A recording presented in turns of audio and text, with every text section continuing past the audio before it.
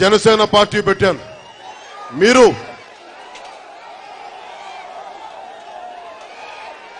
రాయలసీమ వాసులకి ప్రత్యేకించి వలసలాగాలి, దారి పొడవుతా కర్నూలు నుంచి వచ్చే దారి పొడవుతా ఇన్ని విద్యాలయాలు ఉన్నాయి, ఇన్ని కళాశాలలు ఉన్నాయి, యూనివర్సిటీలను తలపంపించే పెద్ద కట్టడాలు ఉన్నాయి. మరి ఇక్కడి నుంచి ఉద్యోగాలు లేకుండా ఎందుకు వలసలు వెళ్ళాలి? అంటే డబ్బులు మీరు మీకు కట్టాలి, కానీ మీకు ఉద్యోగాలు ఇచ్చే పరిశ్రమలు మేము పెట్టాం. ఇక్కడ ఇవన్నీ పరిస్థితులు ఉన్నాయి. నేను మీకు మాటిస్తా ఉన్నాను, అన్ని కులాల వారికి, అన్ని మతాల వారికి సమాన న్యాయమైన అవకాశాలు లభించి ఏర్పాటు చేస్తాను. రాయలసీమలో ఆళ్లగడ్డ మొదలుకొని కడప దాకా మార్పు రావాలి అంటే ప్రజల్లో ధైర్యం రావాలి. నన్ను చూసినప్పుడు జేజేలు కొట్టడం కాదు, నన్ను చూసినప్పుడు చొక్కాలు దించుకోవడం కాదు. పొద్దున సభలో చెప్పాను, కార్యకర్తల సభలో, నేను దెబ్బలు తినడానికి రెడీగా ఉన్నాను. రాయలసీమ కోసం ప్రాణాలు వదిలేయడానికి సిద్ధంగా ఉన్నాను. వలస రాగాలి, మనకి ఉపాధి అవకాశాలు రావాలి మన రాయలసీమకి. కొన్ని సంవత్సరాల నుంచి పెద్దలు మనోహర్ గారితో చెప్తా ఉన్నాం, నా ఇంటి పేరు కొన్నిదెల. మా నాన్నని అడిగేవాడిని, ఎక్కడి నుంచి వచ్చింది ఈ పేరు అంటే తెలుసు కదా, మా నాన్న నాకు తెలియదు రాని. కానీ ఇందాక పొద్దున్నే నా స్నేహితులు ఒకరు చెప్తా ఉన్నారు, నందికొట్కూరులో కొన్నిదెల గ్రామం ఉంది, 500 గడపలున్న గ్రామం. ఏ ప్రాంతాల నుంచి ఎప్పుడు వెళ్ళిపోయారో తెలియదు, కానీ నాకు రాయలసీమలోనే ఆ గ్రామం ఉండడం నాకు నిజంగా ఆనందం కలిగించింది. రుణ లేకపోయినా నేను పనిచేసేవాడిని. ఇది నాకు చాలా బలం ఇచ్చింది, చాలా ఆనందం ఇచ్చింది. నేను రాయలసీమ నిజంగా ఏ మూలకెళ్ళినా యువత, విద్యార్థినులు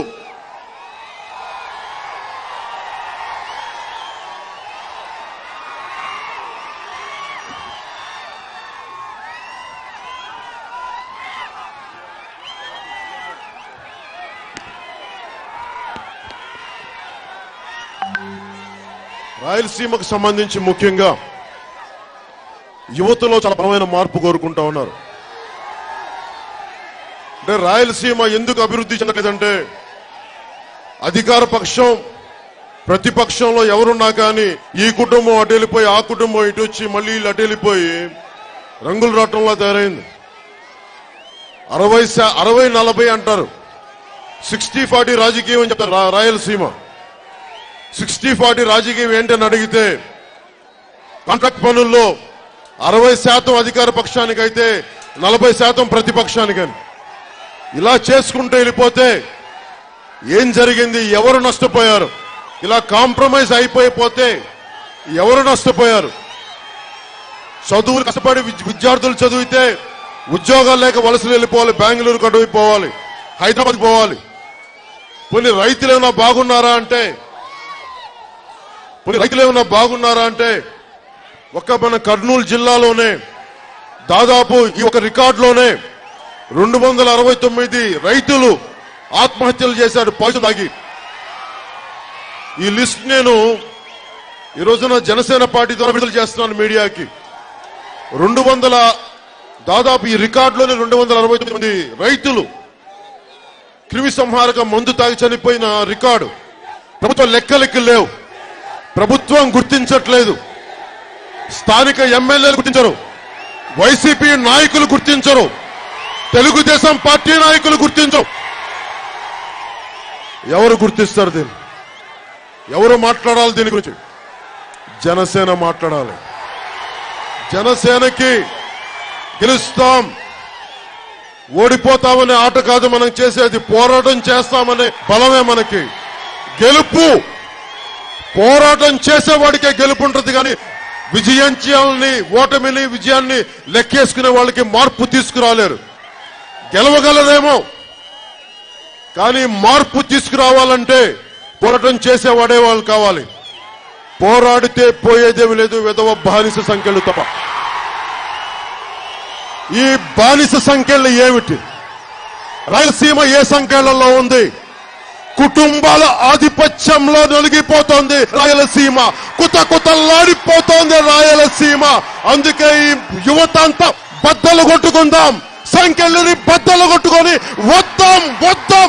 ఈ అవినీతి కోటల్ని బద్దలు కొడదాం, ఈ కుటుంబాల కంచు కోటల్ని బద్దలు కొడదాం. అది కోరుకుంటున్నారు. ఎందుకు? ఆధిపత్యాలు కొన్ని కుటుంబాల చేతిలో ఉంటే మార్పు ఎలా వస్తుంది? కొంతమంది వర్గాల చేతిలోనే ఆధిపత్యం ఉంటే ఎలా వస్తుంది? మార్పులు రావట్లా. మార్పులు రావడానికి సరికొత్త రాజకీయ తరం కావాలి. బడుగు బలహీన వర్గాలు చెందిన వ్యక్తులు నాయకులు అయ్యి తీరాలి, బయటికి రావాలి. రాయలసీమ నాయకులందరూ కూడా అర్థం చేసుకోవాల్సింది, పాలిగాళ్ల కాలం నుంచి ఈరోజు దాకా అదుపులో ఒకప్పుడు పాలిగాళ్ళంటే ప్రాణాలు రక్షించేవాళ్ళు, అన్యాయం వస్తే అడ్డంగా నిలబడేవాళ్ళు. కానీ ఈరోజు చరిత్ర 60-40% అధికార పక్షంలో మీరుంటే మీరు 60 తీసుకోండి, 40% ప్రతిపక్షంలో మేము తీసుకోమని చెప్పి ప్రజల్ని మభ్యపెడతా ఉన్నారు. న్యాయం జరగట్లేదు. నేను రాయలసీమకి ఎన్ని సీట్లు వస్తాయని నాకు ముఖ్యం కాదు, ఎంత మార్పు తీసుకొస్తామనేదే నేను బలంగా చూస్తున్నాను. నాకు లెక్కలు లేవు. వాళ్ళ అన్నయ్య వాళ్ళ తమ్ముడిని పార్టీలో తీసుకొచ్చి జనసేన గెలవాలని ఆలోచించట్లా. జనసేన రాయలసీమకు మార్పు తీసుకురావాలన్న ఆకాంక్షలో ఉన్నాను.